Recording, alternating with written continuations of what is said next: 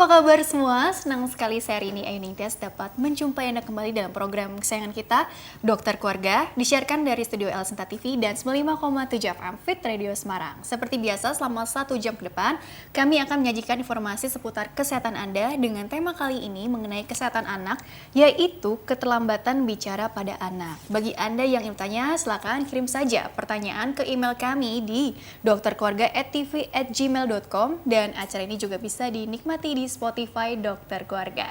Dan hari ini pemirsa dan juga pendengar Fit Radio, kita kehadiran kembali dengan narasumber kita yaitu Dr.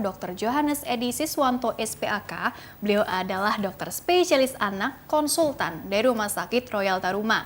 Kita sapa dulu Dr. Jo yang sudah hadir di samping saya tentunya. Dr. Jo, apa kabar? Baik. Alhamdulillah baik. Berjumpa kembali ya dok ya? Iya, juga kepada pemirsa Dokter Keluarga. Keluarga ya. Okay. Semoga nggak bosan ya dok ya ketemu aku ya dok ya. Tapi malah semakin semangat dong karena kan mau bagi-bagi ilmunya kepada kita semua khususnya para ibu-ibu dan juga bapak-bapak ya sedang mengikuti program ini dokter. Hari ini kita bahas seputar keterlambatan bicara pada anak.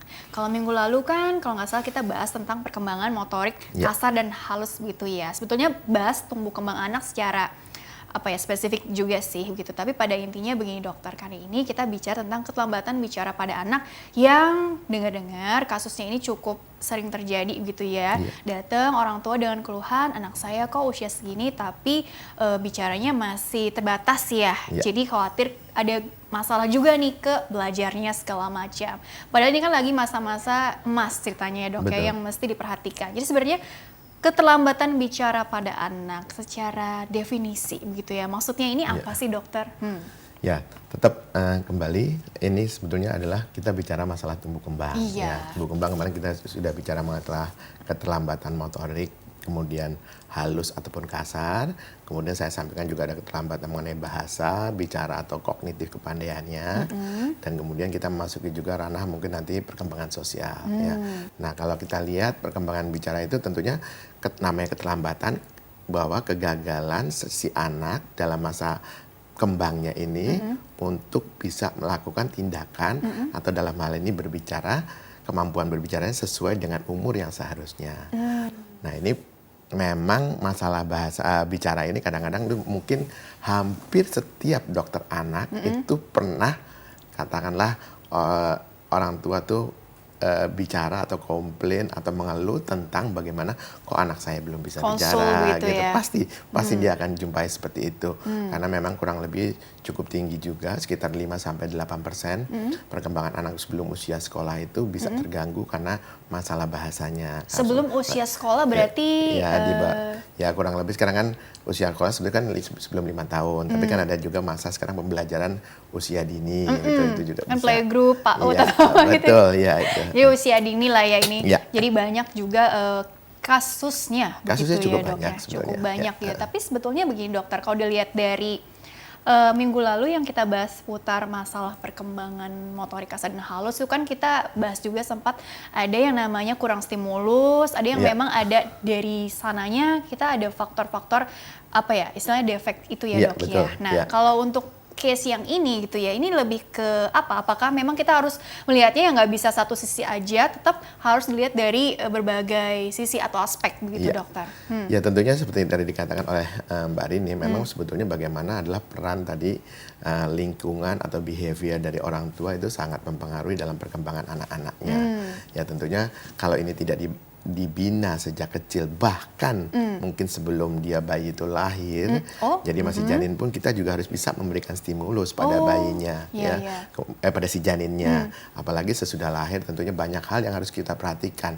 Kalau sampai kita tidak memperhatikan dengan teliti kadang-kadang dianggap biasa aja dan nanti juga bisa bicara sendiri, nanti bisa jalan sendiri. Nah maklum dong itu itu di permakluman itu yang kadang-kadang membuat jadi terlambat kita dalam melakukan treatmentnya itu akan membuat banyak hal terjadi ya. Nah kemudian kayak saya sampaikan juga bahwa keterlambatan dan gangguan tentunya berhubungan dengan tadi ada salah satu organ ataupun saraf yang memang mungkin terganggu ya itu secara umum memang terjadi gangguan-gangguan itu seperti itu. Misalkan kadang saja terjadi gangguan pendengaran. Ini gangguan pendengaran sangat erat sekali dengan orang bicara. Nah, jadi kalau tidak bisa dengar, bagaimana dia bisa bicara, bisa bagaimana proses ya, Dok, bisa ya? berkomunikasi dengan lingkungan ya. Terus kemudian kita lihat dari sistem organnya sendiri, apakah bayi itu misalkan mendapatkan satu jejas yang biasanya memang terjadi pada saat dia lahir, kekurangan oksigen sehingga mempengaruhi kondisi sel-sel otaknya, sehingga terjadi gangguan dalam hal bagaimana dia menerima input dari luar, orang lain memberikan satu stimulus untuk dia bisa merespon. Ini kan tentunya dengan akhirnya bicara dan sebagainya ini tidak bisa. Atau dia dalam hal mengkomunikasikan dengan orang lain pun juga jadi terhambat kalau ada gangguan di tingkat sel seperti itu. Ya itu saraf dari neuron ini ya. Terus kemudian atau misalkan ada gangguan artikulasi karena misalkan dia ada bibir sumbing. Itu kan problem besar sekarang. Birth defect itu sekarang menjadi cacat bawaan itu menjadi sesuatu ya masalah yang problem yang sekarang menjadi incaran besar gitu. Bagaimana usaha untuk mengatasi cacat bawaan itu bisa menolong untuk kegiatannya sehari-hari, si anak bisa jadi lebih gampang diterima oleh lingkungan, mudah diterima lingkungan itu sangat besar sekali. Jadi bagaimana kalau cacat itu kan susah dia ngomong ya, karena perlu untuk mulutnya, treatmentnya berarti operatif ya, untuk memperbaiki anatomis supaya fungsinya bisa berjalan dengan baik, dengan mendekati sempurna begitu ya. Ya begitu. Itu juga itu seperti itu ya tadi ya kalau cacat. Belum kalau misalkan ada kelainan cacat lain, misalkan ini kecil namanya mikrognathia. Itu ada kalau yang Pirobang syndrome dan sebagainya itu ini kecil nih. Wah, tentunya susah dong. Tapi jarang ya kasusnya, Dok ya? Ya jarang, kelainan-kelainan itu memang jarang ya. Atau misalkan kalau dia ada terjadi sindrom Down gitu kan, dia kemudian terjadi misalkan lidahnya keluar atau pada gangguan-gangguan perkembangan hormon tiroid dan sebagainya yang kadang-kadang kita pikirkan itu merupakan pemikiran lain di luar Down syndrome ya gitu. Lidahnya keluar kan orang jadi sulit bicaranya. Nah itu banyak masalah problem-problem yang berkaitan dengan mulut dan otot-otot persarafan di daerah muka yang membuat anak itu terhambat dalam hal bicara. Jadi tadi bahkan dari stimulus saat janin pun gitu ya, Dok ya. Kemudian juga tadi masalah bagaimana pendengarannya begitu ya, atau mungkin tadi ya macam-macam sih ya, Dok ya, yang lahirnya seperti apa waktu itu, riwayatnya waktu itu seperti apa, bahkan tadi yang sampai kelainan-kelainan tertentu begitu ya, Dok ya, yang memang turut mempengaruhi begitu ya. Tapi apakah aku mikirnya apa lebih banyak sekarang nih lebih kurang stimulusnya ini ya, Dok ya? Atau enggak sih, sebenarnya harus dilihat tadi, kembali lagi harus dilihat dari berbagai aspek, karena kalau secara anatomisnya memang artinya nggak ada masalah, tapi kalau stimulusnya kurang atau sebaliknya gitu ya, Dok ya. Jadi memang suatu kesatuan yang tidak bisa dipisahkan gitu, Dokter. Oke, stimulus yang dimaksud juga mungkin maksudnya ini lebih ke bagaimana? Jadi kalau kita lihat sebetulnya mengenai katakanlah erat sekali dengan pendengaran tadi. Nah, pendengaran sebetulnya janin itu sudah bisa mendengar pada usia 20 minggu. 20 minggu. Jadi para pemirsa dokter keluarga bisa bayangkan bagaimana kalau si ibu tidak melakukan satu stimulus yang baik gitu pada posisi seperti ini. Dia sudah bisa mendengar, terus kemudian dia akan merasakan bagaimana kalau ibunya juga gelisah dan sebagainya. Makanya kenapa bayi itu lahir lebih dekat ke mamahnya daripada ke papahnya atau orang luar. Karena dia pernah dengar suara jantung ibunya sejak suara batin awal. Itu. Suara jantung ibunya itu terdengar sih oleh si bayi, si janinnya. Jadi itu udah sejak awal.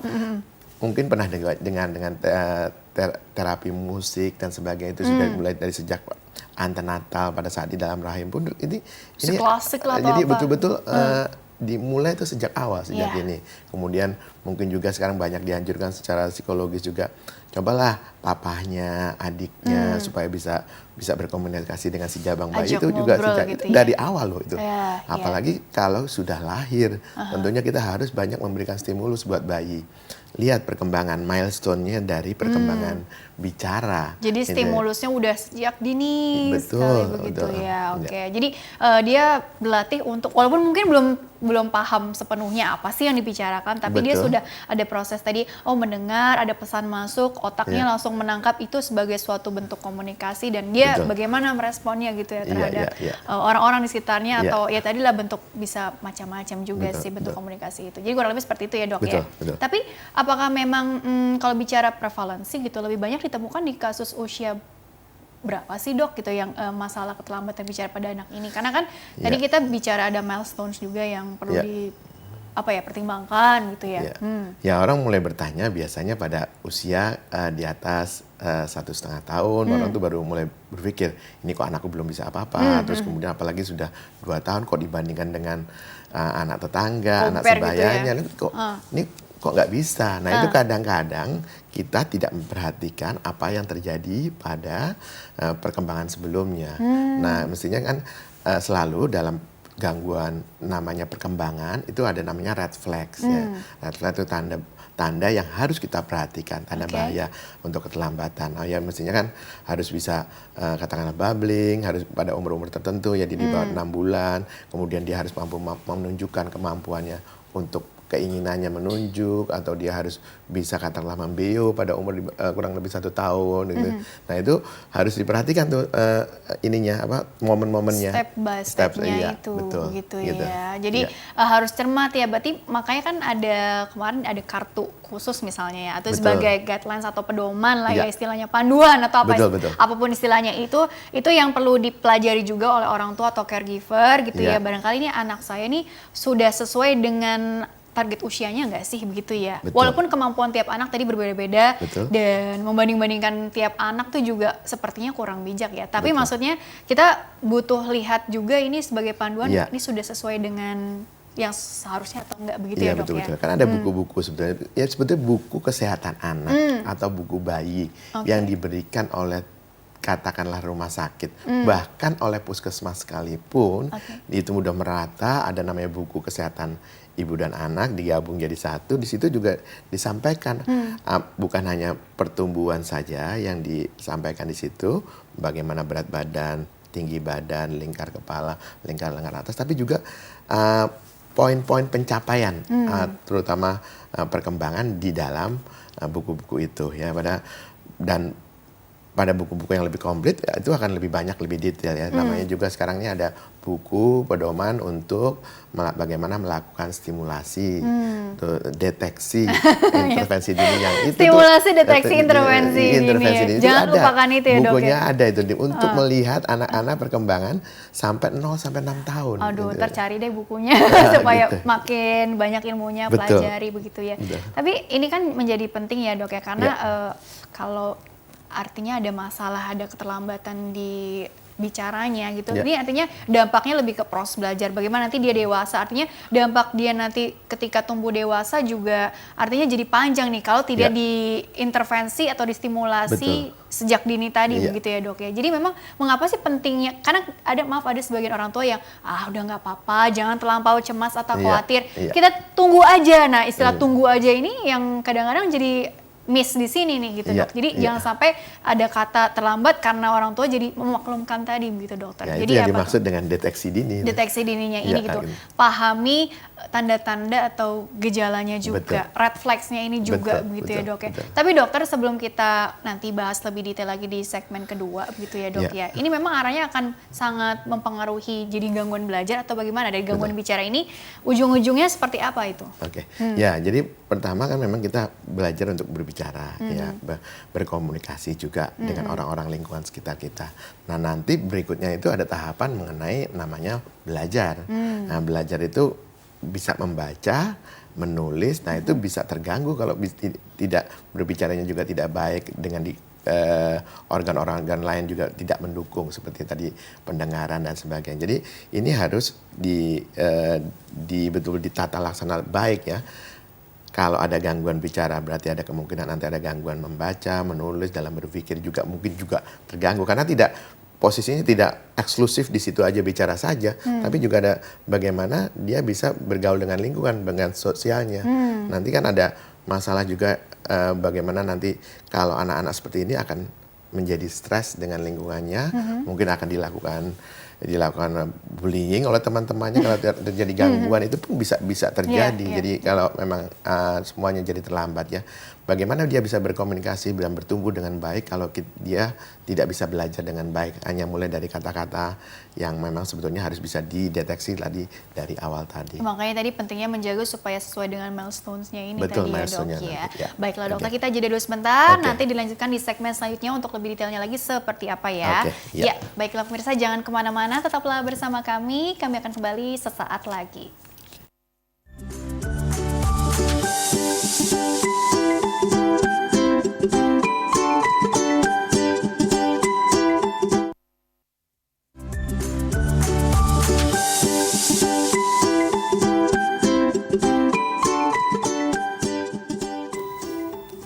Ya pemirsa, terima kasih Anda masih bersama kami di program Dokter Keluarga. Masih membahas mengenai keterlambatan bicara pada anak. Bagi Anda yang ingin tanya, silakan kirim saja pertanyaan ke email kami di dokterkeluarga@tv@gmail.com. Dan acara ini bisa dinikmati di Spotify Dokter Keluarga. Masih bersama dengan Dr. Johannes Edi Siswanto SPAK, dokter spesialis anak, konsultan dari Rumah Sakit Royal Taruma.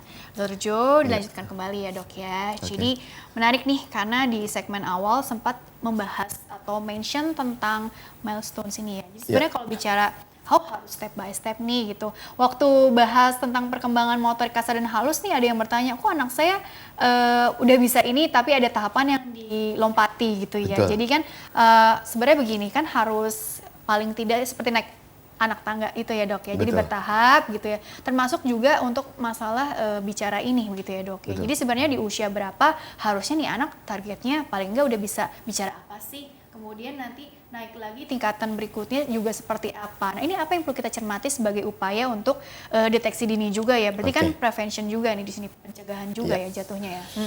Jadi begini, dari awal jadi milestone-nya ya mengenai perkembangan bicara. Kalau kita lihat yang pertama, anak lahir itu dimulai dengan apa? Menangis. Ya kan? Menangis itu merupakan salah satu cara berkomunikasi dengan lingkungan, dengan orang tuanya. Apakah dia pup, apakah dia lapar, apakah dia haus, ya. Nah, itu apa dia dingin, itu kan cara berkomunikasi. Terus kemudian mulai pada saat awal itu ada yang disebut proses yang namanya dia cooing ya. Jadi lebih apa ya istilahnya bicaranya berusaha kayak berkumur, kayak menimbulkan suara-suara yang dia sendiri baru mulai itu ya, itu baru proses belajar di situ terjadi pada saat awal tuh ya. Jadi kemudian 3-6 bulan itu baru proses yang namanya babbling gitu ya. Babbling itu udah mulai bicara dengan beberapa bukan kata ini dalam sini, cuma suku kata. Jadi misalkan da, ba, pa itu bisa. Dan tiap anak beda-beda ya dok ya? Dan tiap anak berbeda-beda itu. Nah itu pada saat awal itu yang di bawah 3 bulan itu dia mulai senang tuh dengerin tuh suara-suara begitu tuh. Jadi karena proses yang dia buat oleh dia sendiri kan dia belum bisa ini. Kadang-kadang dia belum bisa merespon apa yang kadang-kadang senyumnya juga tanpa arti gitu kan. Padahal senyum merupakan satu proses komunikasi juga.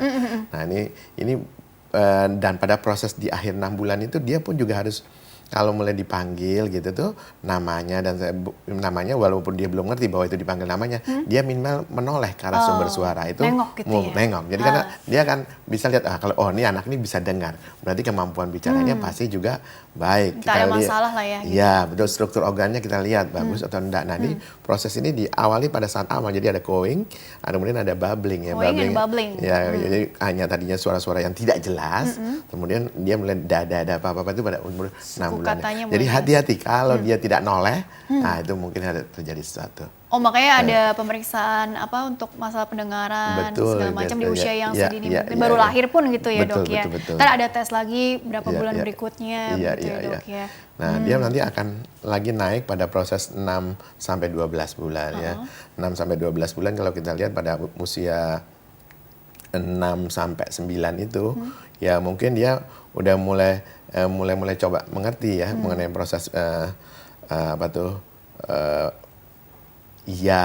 tidak, itu sebetulnya itu udah mulai konsep-konsep itu udah mulai konsep-konsep itu udah mulai berkembang pada usia itu itu berkembang. Terus kemudian kadang-kadang dia suka udah mulai bilang mama papa tapi cuma hanya cetusan-cetusan. Gitu. Jadi itu pada saat itu mulai pada usia 6-9 bulan. Tapi nanti kalau pada usia yang lebih tua, dia nih mama dan papanya lebih jelas pada usia lafalnya, jadi bahwa dia udah bisa membunyikan artikulasi dengan udah ada artinya, dia udah bisa berespon dengan orang-orang di sekitarnya itu. Jadi nggak hanya sekedar mama papa cuma yang cetusan-cetusan aja. Nah itu bisa. Udah mungkin mulai paham maknanya mama yang apa yang nih gitu ya. Okay. Kosakatanya juga dia mulai ngerti cukup banyak pada akhir, misalnya 12 bulan itu mungkin sekitar 70-an. Jadi mengerti, bukan bicara loh. Mengerti bahwa paham gitu loh. Jadi terus kemudian dia juga sudah mulai menunjukkan niatnya. Jadi ada kalau dia mau ini bukan mulai menunjuk dia yang dia inginkan atau dia mengulurkan tangannya. Itu salah satu respon dia ingin menyampaikan sesuatu, bentuk komunikasi sesuatu, bicara pada itu. Dia harus bisa tuh ya pada usia itu. Kemudian kadang-kadang pada usia 9-12 bulan itu sudah mulai membeu. Gitu karena dia udah sering dengar, udah mulai bicara mama papa itu. Nah itu bisa tuh pada meniru ya, meniru siapa role modelnya. Betul, ya. Terus kemudian perintah-perintah yang sifatnya sederhana. Ayo lihat tuh ada cecak tuh di sana tuh. Lihat sini, itu pada usia seperti instruksi gitu ya udah. Iya, tapi itu perintah yang sangat sederhana sekali. Jadi 9 sampai 12 bulan. Jadi bukan perintah yang tinggi ya, tapi dia perintah sederhana saja.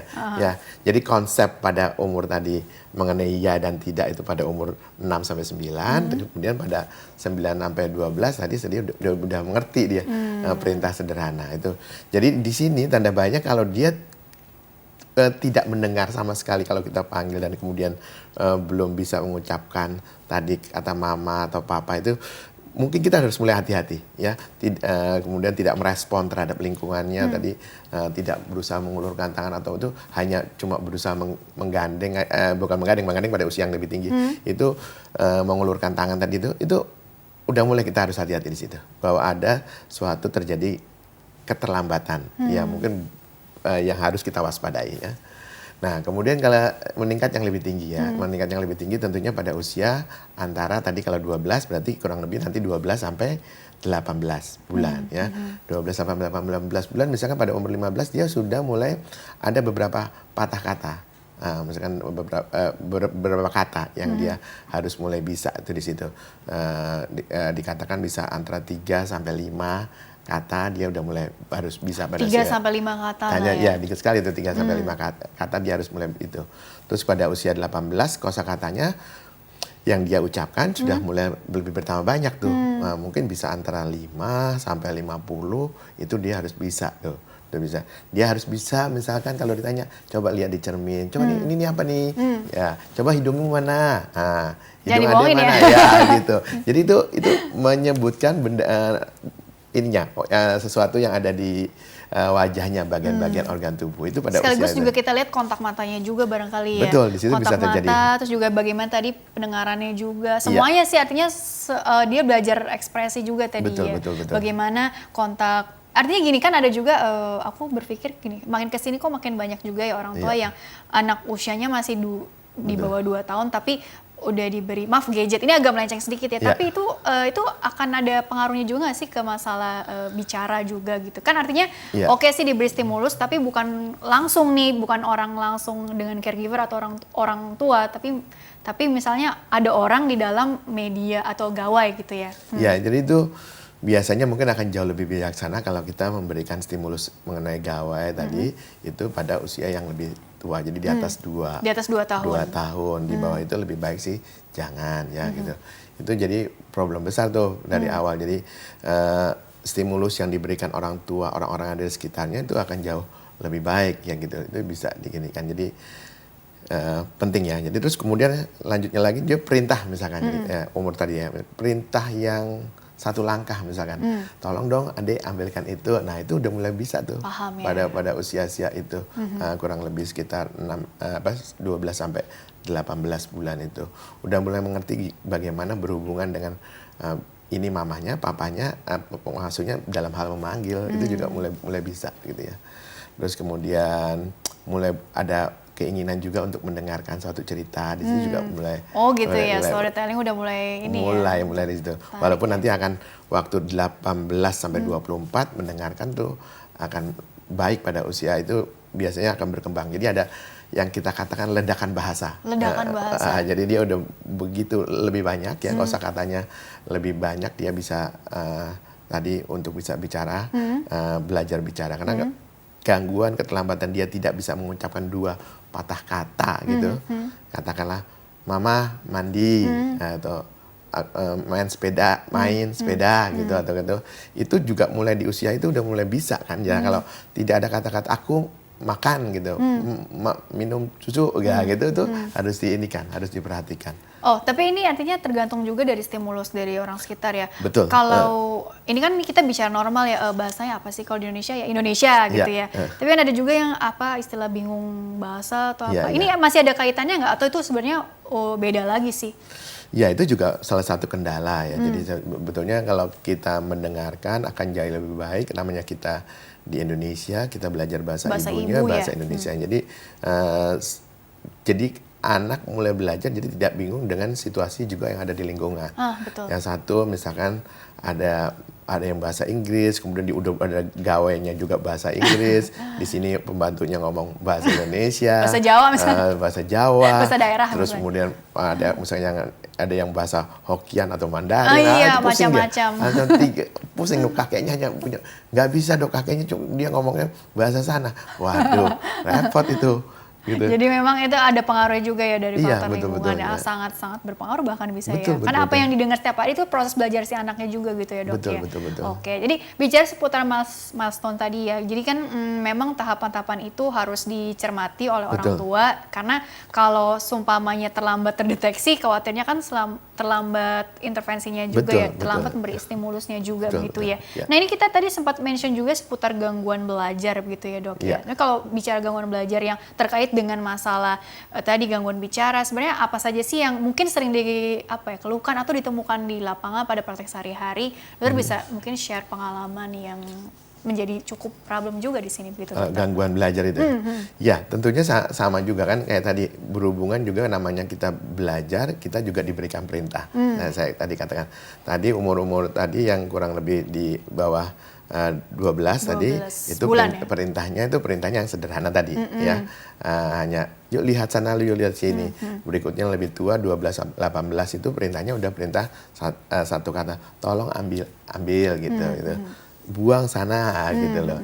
Nah, kalau yang lebih tua lagi itu juga dia harus yang prosesnya lebih dua langkah. Jadi dia harus bisa yang lebih kompleks jadi dengan bahasa yang lebih banyak ya. Lebih banyak lagi ya suku katanya. Kata-katanya lebih banyak. Jadi perintah 2 langkah udah bisa gitu loh. Nah, kalau tadi perintah 1 langkah yang di umur 12 sampai 18. 18 sampai 12 jadi lebih tua. Nah, kalau 2 tahun diharapkan dia sudah lebih bisa ya kan. Nah, proses belajar itu kita harus, orang tua harus mengerti di bawah 2 tahun kira-kira 2 patah kata yang kalau hanya anaknya hanya bisa mengoceh aja atau cuma bicara begitu aja tidak jelas ya. Itu di bawah 50% dia nggak pernah dengar sesuatu yang kira-kira jelas yang dibicarakan oleh anaknya, mungkin itu harus disampaikan. Dan itu seperti yang disampaikan oleh Mbak Rini, itu gangguan belajar bisa terjadi. Karena kalau kita lihat nanti dia akan diminta suruh menggambar garis, lingkaran pada usia 4 tahun. Kalau belum bisa sampai perintah itu dilakukan ya pada timing itu kan kemarin berhubungan dengan motorik halus dan motorik kasar. Tapi kan itu ada koordinasi. Koordinasi antara motorik halus, motorik kasar, bicara, kita lakukan perintah dan si anak mengerti dan mengerjakan, itu akan bisa berproses kan. Nah, proses itu terjadi kan karena ada dia inputnya, dia mengambil informasi dari luar. Kemudian yang kedua bagaimana memahami proses itu, kemudian dia memprosesnya di otak, dicerna ya, dicerna apa nih yang ada. Nah, kemudian dia melakukan respon terhadap apa yang masuk tadi, informasi tadi ya dari input, dan nantinya keluarnya output bagaimana dia harus melakukan tindakan. Nah, itu kan proses belajar itu, ya. Mulai dari masuk, bagaimana berproses di kepala, dia harus memberikan respon, kemudian harus memberikan outputnya, sehingga hasilnya terjadi komunikasi.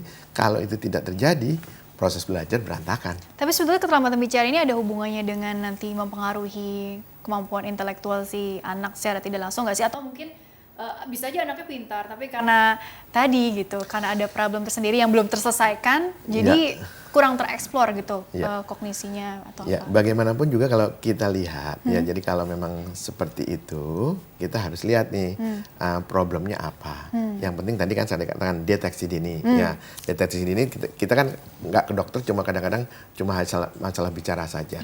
Ya pasti dokter dia akan bertanya sebetulnya gangguan perkembangan, ada keterlambatan nggak perkembangan secara umum, bukan hanya di ranah bahasa dan bicara, tapi mungkin motorik halus dan motorik kasarnya, dan kemudian bagaimana dengan lingkungan. Kalau dia cuek terhadap lingkungan, tidak mau dengar dan sebagainya pada usia di bawah 1 tahun, itu kan kita harus hati-hati.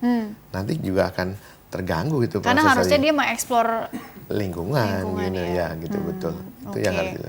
Tapi kalau untuk gangguan belajar sendiri kan aku juga sering dengar juga ada kasus disleksia atau apa begitu. Itu sebenarnya apa ya? Jadi seperti ketukar-tukar atau apa gitu ya. Nah ini sebenarnya ini masih bagian dari gangguan bicara atau mungkin keterlambatan bicara pada anak atau ini bentuk lain juga yang istilahnya apa, kelainan atau apa, dan ini akan mempengaruhi seperti apa ke depannya juga. Ini contoh kasus aja yang menarik juga untuk dibahas begitu dokter. Betul. Jadi sebetulnya kalau kita lihat tadi kalau bicara tentang keterlambatan, kita bicara juga mengenai gangguan. Gangguan tadi saya seperti sudah kita bahas tadi, ada gangguan yang sifatnya bersifat ada defisit atau enggak neurologis persarafan. Yang kedua dia ada gangguan organnya atau tidak, dan kemudian gangguan sifatnya kalau di treatment dia memberikan respon atau tidak. Kalau dia tidak memberikan respon, bahwa ini merupakan satu gangguan. Kalau ini keterlambatan. Nah, ini kita lihat, kita komunikasikan bisa dengan tentunya yang ahli ya, bisa Anda datang ke dokter untuk tanya nih. Nah, disleksia itu sebetulnya juga suatu gangguan juga. Udah merupakan satu gangguan, bukan hanya keterlambatan, karena gangguan, itu gangguan, karena itu merupakan orang mengatakan itu proses bolak-balik, terbalik-balik kata gitu yang dia tidak pahami sepenuhnya. Tapi sebetulnya problem itu kalau kita lihat nih kata disleksia, ya disleksia itu sesuatu yang tidak problem, masalah, terus kemudian leksia itu bahasa. Nah ini dari bahasa Yunani nih. Masalah bahasa. Jadi gangguan berbahasa gitu loh. Nah jadi bukan hanya sekedar dia sebetulnya masalah tadi bicara saja, tapi juga masalah bolak-balik nggak bisa ngomong, hurufnya terbolak-balik dan sebagainya, atau tiba-tiba terbang atau apa, dia nggak nah itu ada gangguan bagaimana misalkan proses membaca, menulis dan ini biasanya didiagnosis setelah 7 tahun. Ya, tapi kalau itu sebetulnya proses itu bisa kita deteksi dari awal. Dan ini kalau deteksinya sejak awal dan diintervensinya sejak awal juga, paling nggak di usia 7 tahun dia normal atau bagaimana? Iya, jadi disleksia itu sebetulnya bukan dapat dihilangkan. Nah, biasanya ada riwayat keluarga di situ. Kurang lebih sekitar 40% kalau orang tuanya ada gangguan disleksia, anaknya juga itu. Bisa hilang nggak? Enggak. Tidak bisa hilang. Ya, jadi itu akan tetap ada. Cuma nanti ada proses belajar, adaptasi. Orang yang disleksia itu tidak ada gangguan kognitif dalam kepandaiannya. Dia bahkan sebagian jadi malah pinter. Iya, banyak kan artis terkenal yang dengan disleksia. Iya, jadi pinter nih. Jadi pinter sehingga dia bisa melakukan satu adaptasi, sehingga bisa mengurangi derajat disleksianya tadi itu. Jadi bukan hanya sekedar dia bolak-balik atau banyak, sebetulnya nanti kita bisa rinci dalam diskusi lanjutnya. Tapi prinsipnya disleksia itu tidak bisa dihilangkan begitu saja. Tapi dengan kemampuan tadi, kepinterannya dia bisa mengadaptasi adaptasi tadi ya istilahnya. Adaptasi ya, mengadaptasi gitu, dia belajar sehingga ditutup tuh tadi kelemahannya kekurangan tadi, sehingga bisa kelihatannya mungkin pada dia akan normal-normal saja pada kalau dia bisa mengatasi problem tersebut. Oke, kelihatannya normal aja gitu. Tapi berarti bukan bisa dihilangkan berarti ya, tapi Betul. bisa ditutupi kelemahannya dengan tadi kan kognisinya juga oke gitu kan ya. Tapi sebenarnya begini dok, ketika kita sudah ini orang tua ya memahami gitu ya red flags-nya ini gitu ya.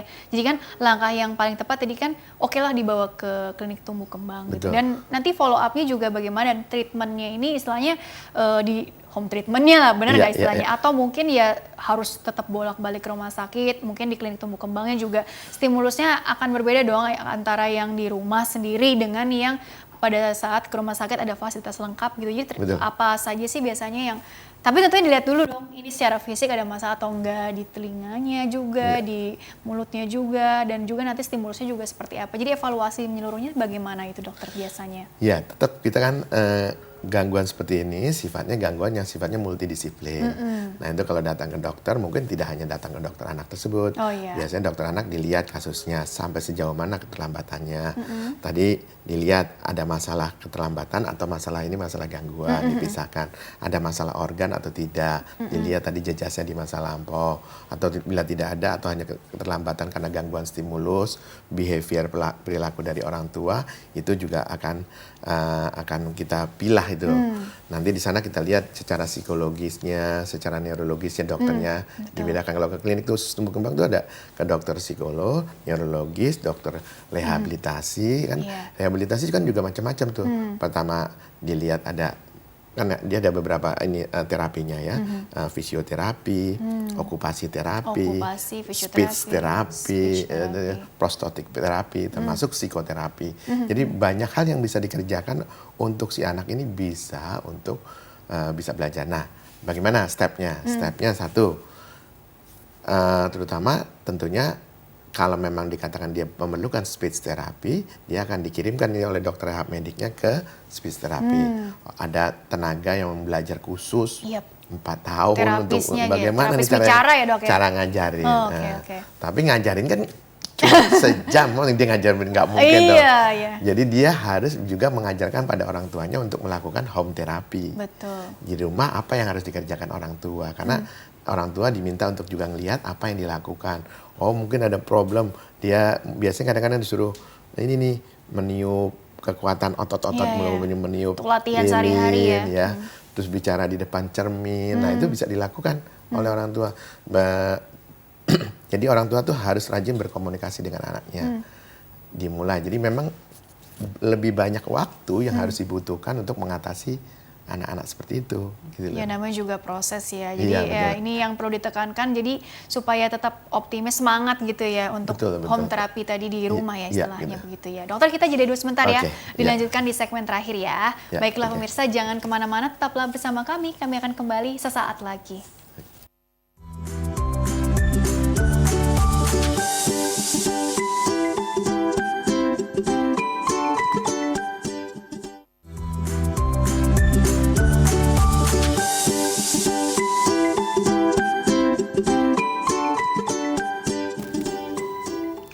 Ya pemirsa, terima kasih Anda masih bersama kami di program Dokter Keluarga, masih membahas mengenai keterlambatan bicara pada anak bersama dengan Dr. Johannes Edi Siswanto SPAK, dokter spesialis anak konsultan dari Rumah Sakit Royal Taruma. Dan Dr. Jo dilanjutkan kembali sebelum ke closing statement, dilanjutkan kembali mengenai home terapinya begitu ya. Karena kan ini bisa dibilang yang sehari-harinya itu di rumah memberikan stimulus ya pastinya orang tua atau orang-orang terdekat lainnya ya caregiver, ya neneknya, kakeknya, atau neninya gitu ya dok ya. Jadi kan bagaimana nih edukasi dari dokter-dokter yang ada di klinik tumbuh kembang ibaratnya seperti itu supaya bisa dilakukan, dipraktekkan di rumah sehari-hari bahkan setiap saat juga supaya anak juga terbiasa dan bisa belajar sambil bermain sambil belajar begitu ya. Jadi bagaimana sih tips-tipsnya juga? Mungkin ada yang kebiasaan-kebiasaan yang kurang tepat, nah perlu ditinggalkan karena ini ternyata mempengaruhi juga untuk level si anak atau mungkin macam-macam. Jadi bagaimana itu dokter?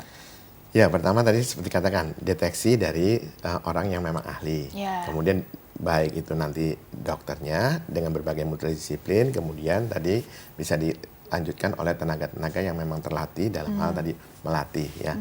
Kemudian tenaga-tenaga yang tadi seperti tadi speech terapis tadi itu ngajarkan pada si ininya orang tua. Nah, apa yang dilakukan orang tua di rumah ini mungkin namanya kita bincang-bincang keluarga, mungkin yang penting adalah bagaimana di rumah kan gitu ya. Nah, di rumah itu orang tua harus betul-betul katakanlah tadi komunikasi di antara keluarga, bukan dengan hanya papanya, duduk di meja makan sama-sama, itu juga penting sekali. Terus kemudian apa saja yang dikerjakan itu diceritakan ya. Mungkin yang patut dikatakan kita bukan hanya sekedar berbicara, tapi belajar berbicara. Ya, anak tua kalau ngomongnya cepat ngajak bicara ya anaknya belum tentu ngerti, udah ada gangguan bahasa, itu susah. Jadi kita gitu ya? iya, jadi kita ngajar, belajar. Misalkan kita sampaikan dengan buku dan gambar. Kan tadi saya katakan udah fase 18-24 itu dia fase ingin mendengarkan cerita juga banyak tuh. Jadi nah itu kita mulai nih gambar jangan yang terlalu complicated. Misalkan hanya gambar ayam saja misalkan ya. Oke, ini coba lihat nih, ini ayam nih, ini nih kayak nih mama nih nyarikan nih ininya apa nih makanan dan coba kamu sebut ya, coba ayam. Jadi mungkin belajar itu mulai dengan vokal yang besar dulu. Ya kan lebih gampang ngomong bicara mengenai A, U dan O gitu ya. Gitu ya. Tapi kalau yang I dan E itu lebih sulit anak-anak gitu loh. Makanya orang tua tuh akan lebih gampang udah dipanggil mama, papa, panggil ibu ya susah. Tapi tetap sebetulnya tergantung memang kebiasaan bunda, ayah mungkin akan jauh lebih mudah untuk anak-anak yang seperti itu. Jadi jangan mempersulit juga. Iya ya. betul, jangan mempersulit jangan atau memaksakan gitu ya. Harus bisa dong. Iya, itu jadi stres dong. Jadi stres anaknya. Jadi betul-betul apa saja yang dibicarakan tuh bisa juga kita bicara di depan cermin, mulai dengan step yang lebih awal tadi dikatakan bagaimana dia bicara masalah organ-organ tubuhnya dengan senyum dan sebagainya, coba suruh ulang itu kan juga. Oh makanya ada lagunya ya, iya, kepala pundak. Nah, iya itu bisa. Jadi terus dengarkan juga misalkan dengan nyanyian-nyanyian, ibunya juga nyanyi, terus kemudian misalkan tunjukkan gambar ayam kotek itu boleh dong dilanjutkan satu lagu. Itu sebetulnya itu salah satu teknik supaya anaknya tertarik gitu loh. Kreatif ya berarti orang tuanya harus kreatif. Terus jangan gini loh, diikuti. Wah, mentang-mentang anaknya bicaranya agak lucu gitu, diikuti. Nah, itu nggak boleh tuh ngikuti sesuatu yang sebetulnya salah. Malah jadi nggak jelas nanti ya. Minum cucu lain dengan susu kan. Susu ya susu gitu cucu kan beda artinya. Jadi, nah itu yang harus dimulai sejak dini, sejak awal.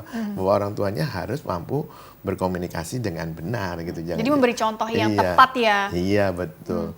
Nah, sekarang masalahnya juga itu yang berperan neneknya, kakeknya, anak ibu dan anak nenek gitu. Problem kerja juga akan berpengaruh.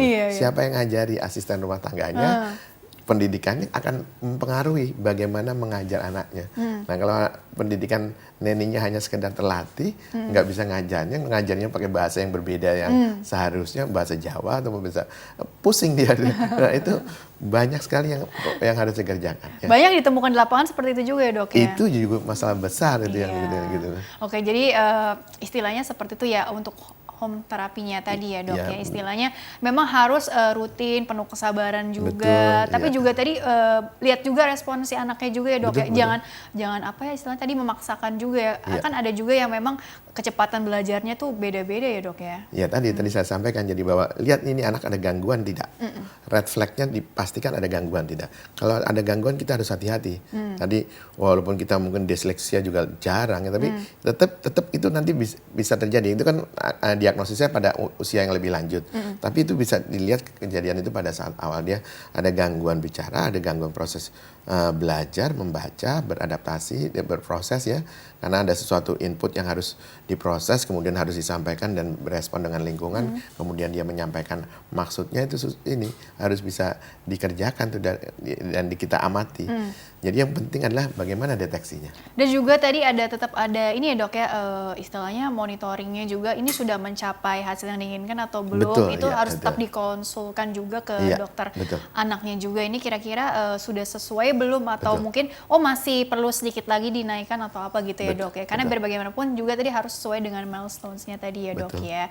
Dan apa pentingnya deteksi dini berarti ya dok ya istilahnya. Pahami red flags-nya tadi.